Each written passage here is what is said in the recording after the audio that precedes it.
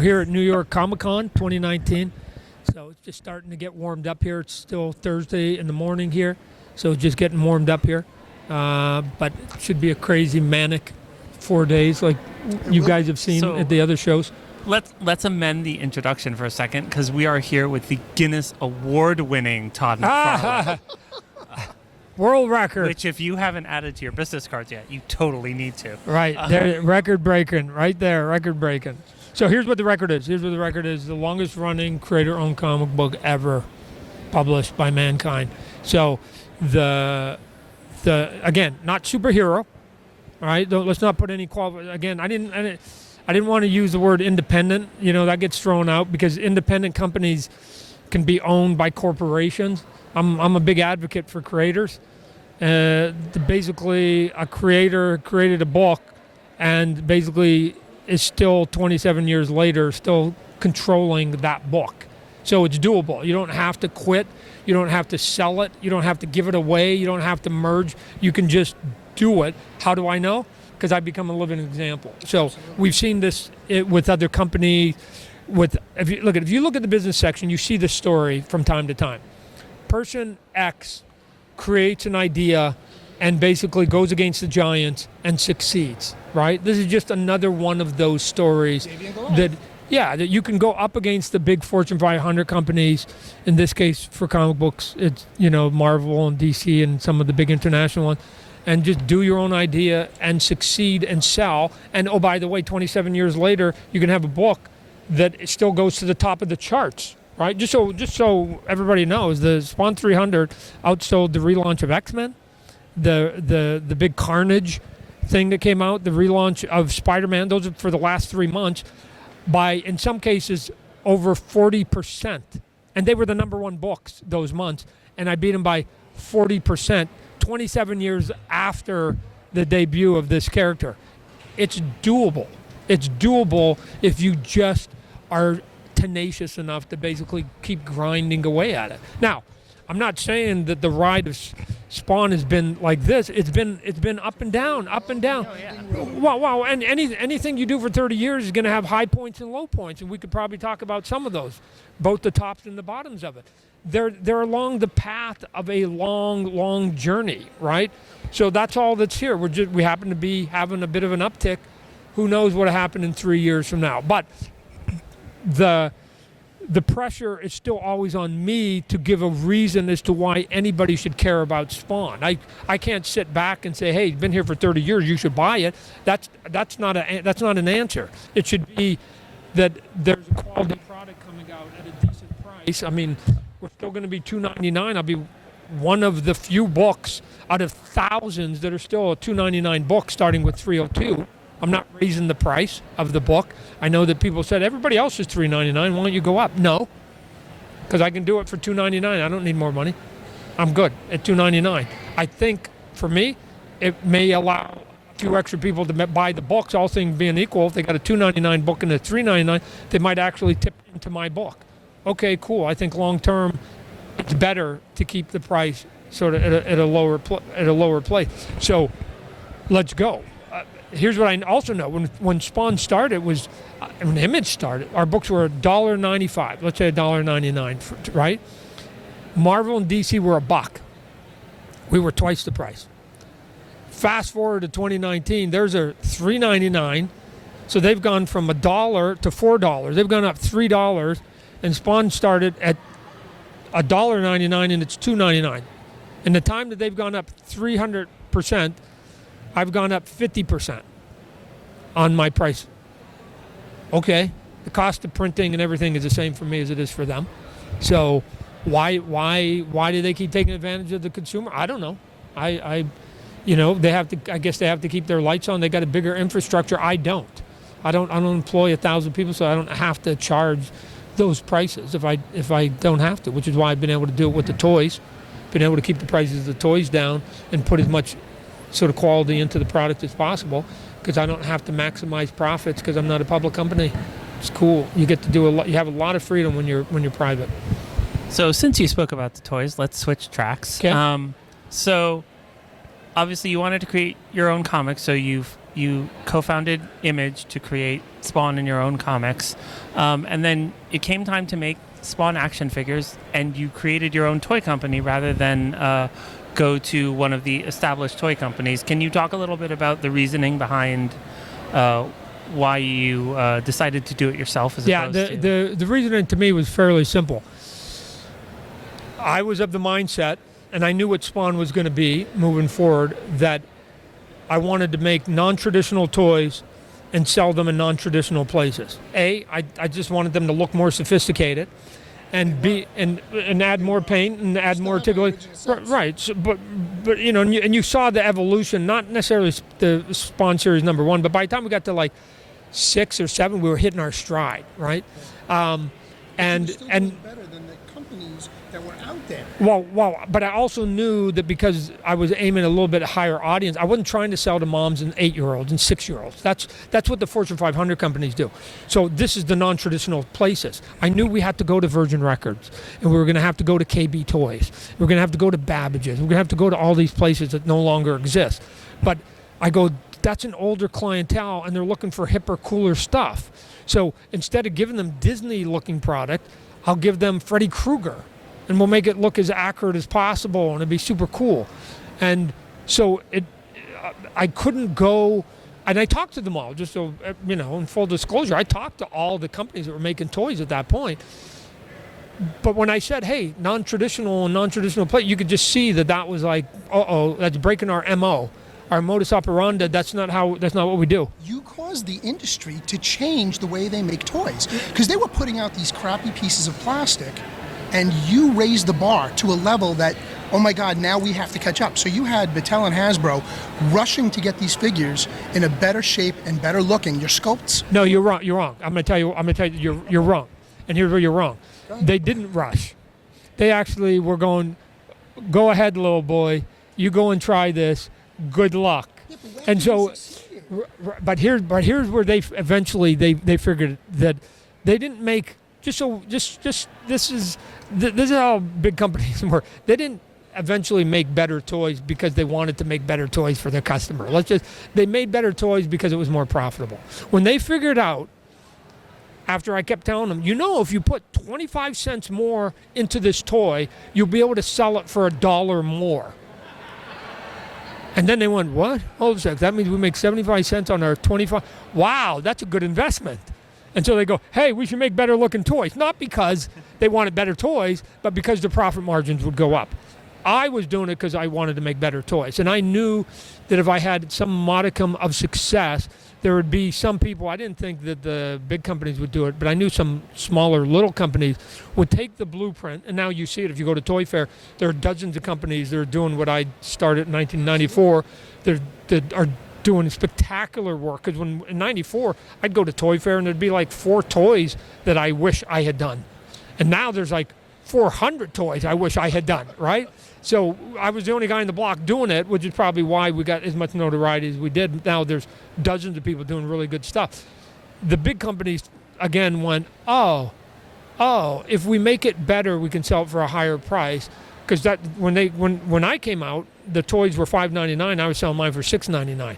And I remember them having conversations with them saying, you can't sell a toy for $6.99, Todd. And the answer is, of course you can.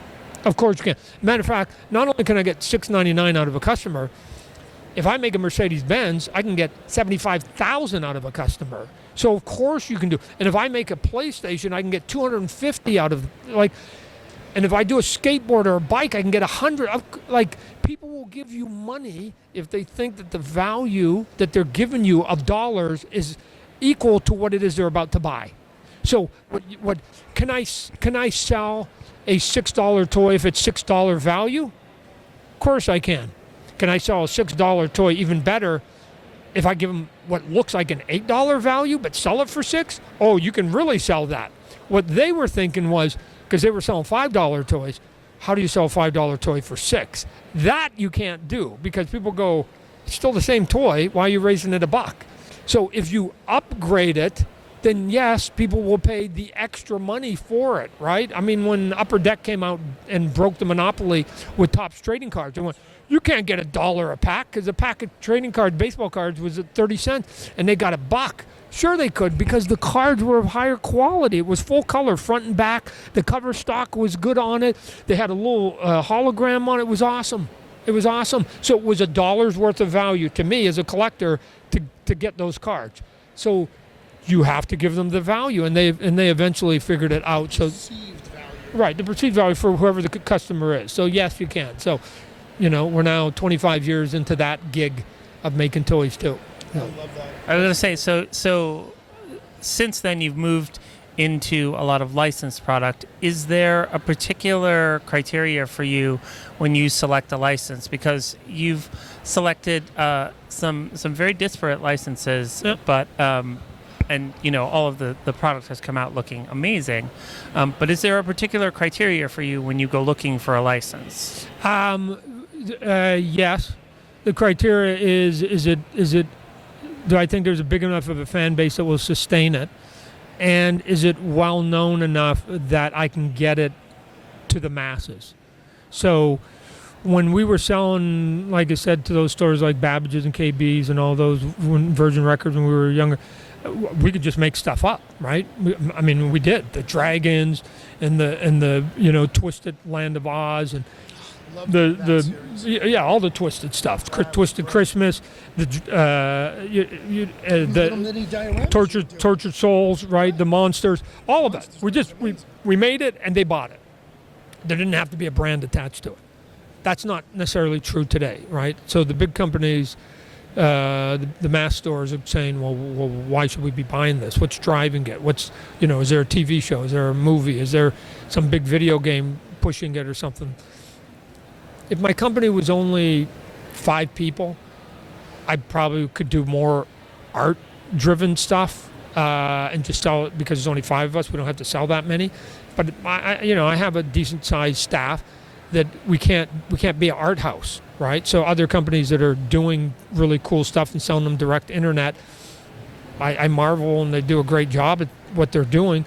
But I'm guessing that their overhead is a fraction of mine, so they can afford to do that little sort of niche thing that I can't. I have to have a certain amount of units. So besides, is this something that they're talking about out in the ether, the fans? Is it also something I can go to a couple of my retail accounts and they'll be interested as well, right? Because their answer to everything is, well, what's driving it? Why is anybody coming in the store today? Just because you made it. You do South Park. Why South Park today as compared to 2 years ago? What's different about South Park today? What's different about Freddy Krueger today? What's different about Aliens today? So 20 years ago, they weren't asking those questions. They were just like, oh my God, that's cool. We'll take it. And that the big guys weren't carrying it was even better, right? Because now we don't have to compete with them price-wise, in terms of the diversity of our product, and we were able to just throw anything at them and they would continue to do it. So it was a good time, right? But we live in a different world and it's not quite as easy. So speaking about licenses, last year at Toy Fair, you broke the toy internet when you announced that you had a DC license. Right. So let's talk about the DC license. Tell me whatever you can and want to tell me about it, because I am anxious for any piece of news you will give me. Well, here's what I'll tell you, is that I have the same goal with that as I have with any other license. I want to do the coolest toys possible at the cheapest price I can, right? So what's that combo? Now, given that, then I have to take the lead from Warner Brothers, who owns DC, and I've got the license for the DC Multiverse. They own the DC Multiverse, and we have ongoing conversations now about which characters do you want to see. Here's the characters I'd like to put in there. Which characters do you have a strong brand? They know their movies and TV shows and video games better than I do, so they're making suggestions. We're always constantly talking about the comic books, and then the question is sort of what's the slow burn that over time will get.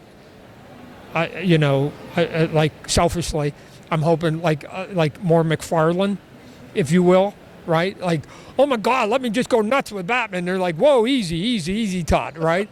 So, and I go, oh, let me go nuts with that character. Like, and I just like, let me go nuts. And part of it is because if I got hired to do a comic book, they would let me go nuts, right? So, but plastic, I have to temper myself a little bit more. Is it because of the cost factor, the plastic? I mean, you could do a cape for a 6-inch figure. Yeah, Yes. there's a box size pricing. All those come in there. Right. There's also the brand of DC is giant, and because of that, then people want to make sure that they're good stewards of it. And so what you can't do, and I completely understand it, although it gets frustrating at times, is that you can't take this big billion-dollar brand called DC Multiverse and then let this freak Todd come in and go, guys, let me just go crazy. Like, they have to like go easy, Tex, easy. And so there's going to be a little bit of walking before I think we get to run. And what I'm hoping for, and I'm pretty good at it, is that like I just go and then I'll play nice and we'll do it. And then I'll go, hey, but is there any way I can do this? And I'll just keep poking them, and then they'll go, no. And then I'll go, and then eventually I'll go, okay, you can do a little bit, and I'm hoping, and just look at with any license, I do this with all of them, and they're all, all of these are about the same, especially when you deal with big companies. That it's my job to get their trust, not the other way around. They don't owe me any obligation, so they have to believe in me first, I think, before they're willing to go, okay, we'll give you a little more leash. Well, that's a little more leash. I think my favorite quote that came from you around the time of the announcement was that you were very excited to get this license because you knew how Batman's cape was supposed to look. In my brain. I've heard that a couple of times. Right, no, in my brain. And we will get to it. Eventually we'll get to it because we'll find the retailers that will take those kinds of boxes and things like that. So we're going to try and do as much crazy stuff as possible. But like I said, we're going to walk, and then eventually, hopefully by the end of my license, we'll be running, and then we'll see whether they want to renew me or whether they go get rid of the crazy man and go get somebody else a little more sane. I have a suggestion. I have a suggestion because I love throwing suggestions out at you guys. Okay. We need to create a build a cape figure. Each I agree. figure comes with an extra cape. No, I agree. Well, listen, Todd, it's been an absolute pleasure. Thank you so much for taking the time with us. Well, I appreciate you guys giving me the time. Good talk. ToyHutUSA.com. This is Rob Database Hull, Mark Rosenzweig, Batman Mark. Todd McFarlane. The Todd McFarlane himself. Spawn 301. Record.